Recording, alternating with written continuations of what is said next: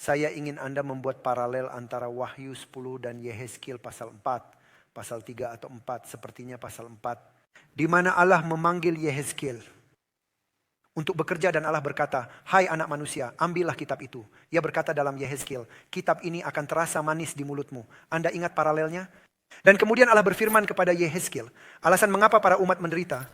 Alasan umatku menderita adalah karena mereka menyembah berhala bahkan di baitku. Dan Allah membawa Yehezkiel dalam penglihatan. Ia melihat orang-orang, beberapa di antara mereka menyembah berhala di bait Allah. Dengan membelakangi bait Allah dan wajah mereka kepada berhala itu. Dan beberapa dari mereka melakukan spiritisme di dalam bait Allah. Tahukah kamu? Dan sebagian dari mereka menyembah Molok, sebagian menyembah ini, dan sebagian lagi menyembah itu. Dan Ellen White mengomentari hal itu, dia berkata, demikianlah pada hari-hari terakhir. Orang pergi ke bait suci dan mereka mengira bahwa mereka menyembah Allah. Sedangkan mereka memiliki berhala-berhala lain dalam hidup mereka. Sekarang saya ingin Anda memikirkannya. Dapatkah hal itu berhubungan kepada Anda dan saya? Selidiki kehidupan Anda. Lebih baik Anda menyelidiki kehidupan Anda sekarang daripada Tuhan yang melakukannya nanti. Mungkinkah kita pergi ke bait suci dan kita dibutakan oleh dunia ini?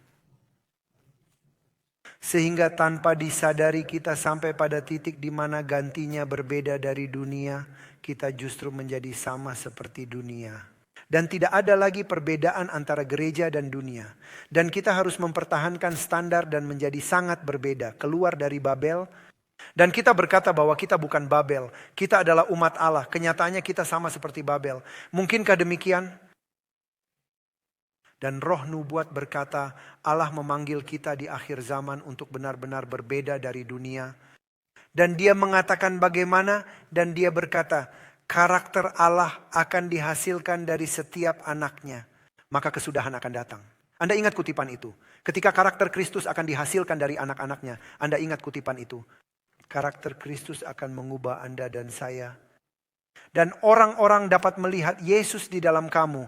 Orang dapat melihat belas kasihan Allah, kasih Allah, kebaikan Allah, pemeliharaan Tuhan, kehidupan dalam doa, hikmat Tuhan di dalam Anda.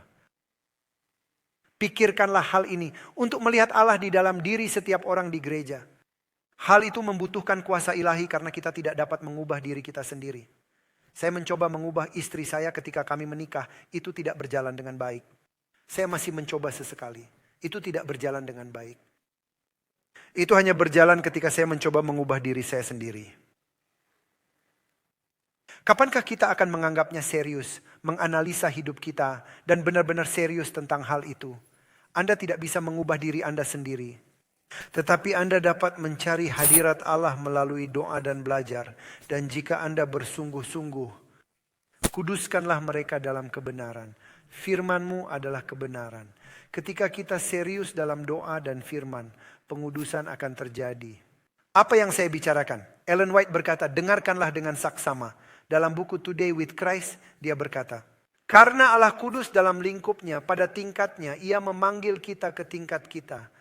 Anda mengerti? Allah tidak memanggil Anda untuk menjadi seperti dia, tetapi dia memanggil Anda untuk berada di posisi yang telah dia berikan kepada Anda. Lakukan segala sesuatu di sana.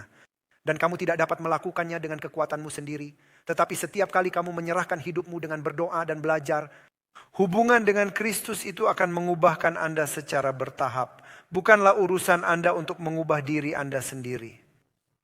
Itu adalah urusan Tuhan. Dialah yang mengubah hati. Tetapi urusan Anda adalah untuk menjadikannya prioritas. Dan bersungguh-sungguh dalam doa, belajar, dan melayani. Itulah bagianmu. Mengetahui bahwa Kristus ada di dalam dirimu sebagai pengharapan akan kemuliaan. Jadi jika kamu mencari dia, ia akan mengubah kamu. Anda tidak dapat melakukannya, tetapi dia bisa. Kamu tidak diselamatkan oleh kesempurnaanmu. Kamu diselamatkan oleh dia. Tetapi kamu harus memanggil hadiratnya. Karena mereka yang memanggil nama Tuhan akan diselamatkan. Allah memanggil Anda untuk menjadikan dia sebagai prioritas. Dan itulah yang membuat Anda berbeda dari orang lain. Tuhan harus menjadi nomor satu dalam hidup kita. Kita kembali kepada para pionir. Mereka menunggu Kristus. Kristus tidak datang. Dan paralel antara para murid dan pionir. Ketika Yesus mati, bagi mereka itu adalah akhir dari dunia. Karena mereka mengira bahwa Yesus Ketika Yesus tidak datang, bagi para pionir kita itu adalah akhir dari dunia.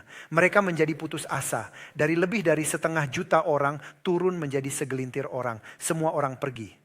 Pikirkanlah tentang waktu yang lain segera ketika orang-orang akan meninggalkan gereja. Anda tahu apa yang saya bicarakan. Izinkan saya memberikan contoh yang sangat sederhana. Berbicara dengan Anda dari hati ke hati. Sebentar lagi kita tahu bahwa akan ada waktu yang belum pernah terjadi sebelumnya.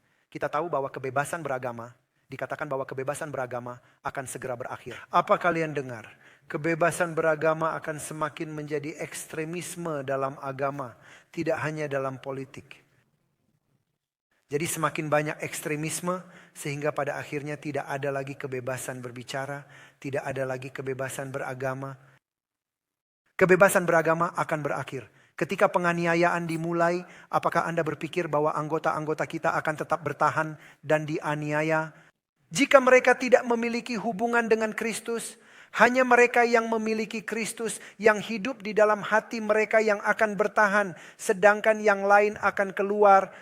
Masa-masa itu akan sangat sulit. Tidak ada makanan untuk dibeli. Anda tidak akan dapat membeli, menjual. Pikirkan hal ini. Di Eropa mereka mengesahkan undang-undang bahwa orang tidak punya hak lagi untuk memiliki uang tunai lebih dari 1.000 euro. Jika lebih, Anda akan ditangkap. Hanya kartu kredit dan transfer bank.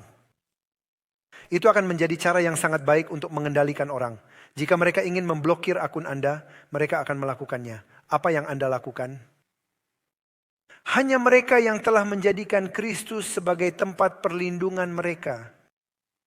Dikatakan bahwa roti dan air tidak akan pernah kekurangan. Sebagaimana Allah menyediakan makanan bagi bangsa Israel di padang gurun.